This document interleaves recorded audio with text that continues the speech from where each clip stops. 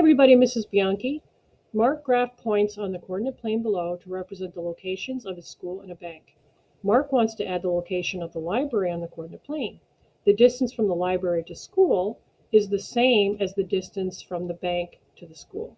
Which ordered pair could be the coordinates of the library? So we're trying to figure out the library. And I'll just put L up here, and we need to figure out the ordered pair. So I'll put something, comma, something. All right, now from the school to the bank, we need to calculate the distance, and there's two ways we can do that. One way is to use absolute value. So when we're using absolute value, the first step is to look for the ordered pairs the coordinates rather, that differ from each other. The y's match, the x's differ from each other. So we have to find the absolute value of each of the x coordinates. So the absolute value of a 6 would be 6. The absolute value of a 2 would be 2.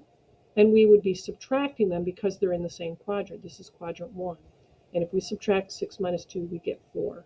So the unit should be 4 units. Now, if we actually count the length of this red line and we count the units, see, from here to here would be 1 unit. So it's 1, 2, 3, 4. 4 units. Let's just write that number down so we have it. All right, so that means the library has to be 4 units away from the school. Now, since going on the other side doesn't work on this coordinate plane because then we're in quadrant 2, which is not shown, then we have to consider the up-down idea. So if we go 4 units up or 4 units down, let's explore going 4 units down first. So if we go 4 units down, this line is 4 units long, so we would count 1, 2, 3, 4. And let's make a dot for the hypothetical place for the library.